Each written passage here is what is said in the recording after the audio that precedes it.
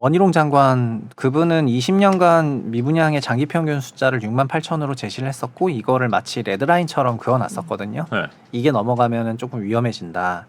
근데 12월 달에 넘어버렸어요. 네. 작년 12월 말씀하신 작년 12월 거죠? 통계로 네. 그것도 58,000에서 68,000은 한 방에 1,500세대가 늘면서 그냥 가볍게 넘어버렸거든요. 네. 그래서 작년 9월부터 미분양 대책을 냈는데 네. 그러니까 9월 달 통계가 4만이었는데 12월 달 통계가 68,000이니까 엄청나게 빠른 속도로 늘었다는 거를 아실 수가 있을 건데 그 기간에 규제가 완화됐죠. 네. 그래서 규제 지역 다 해제되고 그래서 분양가 심의도 굉장히 프리해졌거든요. 그래서 분양 가격이 더 올라가니까 미분양이 더 늘어나고 있습니다. 이 미분양의 역설로. 그래서 이런 것 때문에 더 늘고 있고 다만 준공 미분양이 7,500세대 정도 되는데요.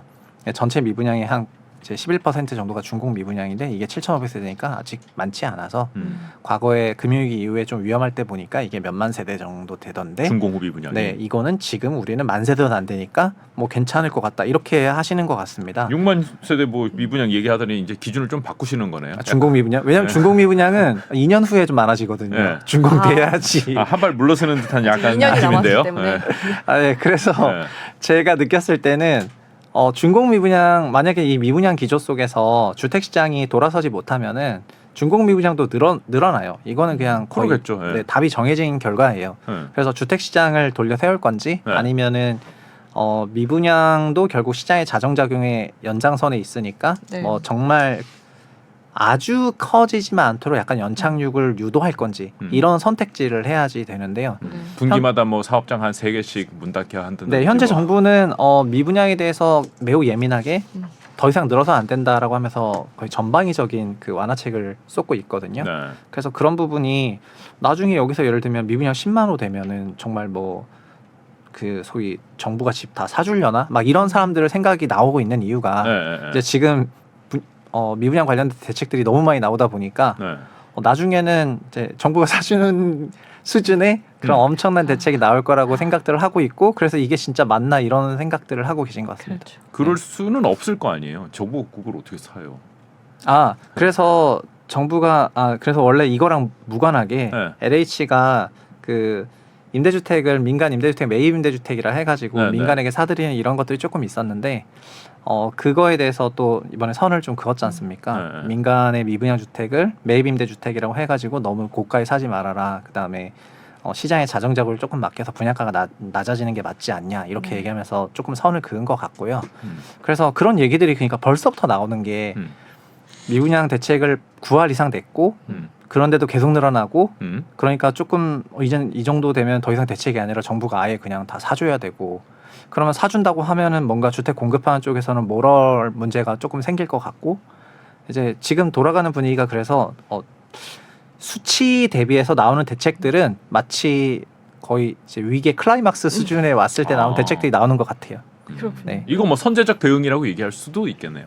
네, 매우 빠른 선제적 대응 저희가 대책이니까 뭐 말 그대로 대응인데 보통 문제가 심각해지면 되는데 지금은 이제 약간 머리카락만 보이면 하고 막 놀래가지고.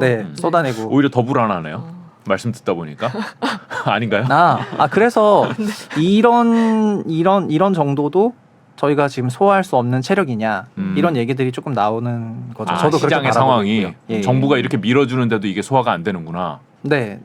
그리고 사실 미분양 통계라는 것도 미분양 통계 의무 공개라기보다는 결국에는 이제 사업 주체가 공개하는 거를 그냥 받아들이고 있는데 그래서 실제로는 과소계상 됐을 가능성이 조금 높긴 하고 그리고 주택 미분양이다 보니까 아파트일 같은 그런 오피스텔 미분양도 잡히지도 않거든요. 네, 그래서 사실은 이제 과소하게 계상되어 있는 부분이 있죠. 네. 그럼 시장을 돌려세우 뭐 이렇게 아까 정책 모기지라든지 이런 것 때문에 시장의 분위기가 뒤집히겠다 뭐 이런 얘기를 하기에는 좀 너무 이런 상황들이 미분양이라 이런 상황들이 아직은 시기상조라고 봐야 되네요.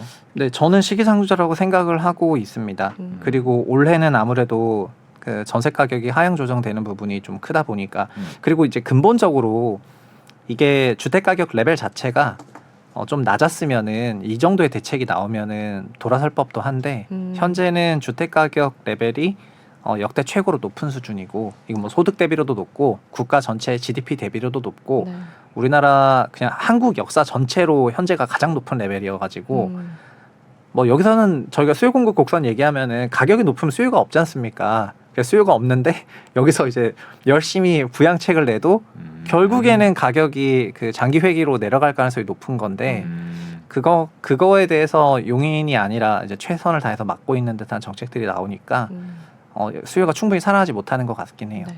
과거 사례를 좀 되돌아서 보면 예전에 그 뭐 이명박 박근혜 정권 때는 집을 사라고 했을 때 사실 사는 게 맞았고 네. 집값이 쌌잖아요. 네. 그 뒤에 문재인 정권 때는 사지 말아라 했을 때 사실 안 사는 게 맞았어요. 샀어야 됐죠. 그 2020년, 21년 이때. 네. 그 전부터 사지 말라고 집 사면 망한다고 뭐. 그래서 네, 이제 샀어야 와서 되는 것 보면 같아요. 정부의 말을 듣는 게 맞나라는 생각이 저처럼 드는 분들도 있을 것 같아요. 근데 이번 시그널은 잘못됐을 수도 있다는 거죠. 그러니까 정책이 너무 빨리 나와서. 정책이 사라는 건 또 지금 아니요. 지금은 대출을 사라는 정책이에요. 네. 그러니까 전세와 관련한 대책은 아직은 안 나오고 있고 매매와 관련한 대책들 위주로 나오고 있기 때문에 현재는 집을 사라는 거고 그리고 지난번에 제가 건설 시장이랑 부동산 시장을 조금 나눠서 보는 게 좋을 것 같다고 이렇게 말씀을 드리면서 건설 시장은 미분양과 관련한 건설업 또는 이제 시행업, 금융업이고요. 부동산은 자산 시장이고 이제 부동산의 거래와 관련한 이런 산업이잖아요.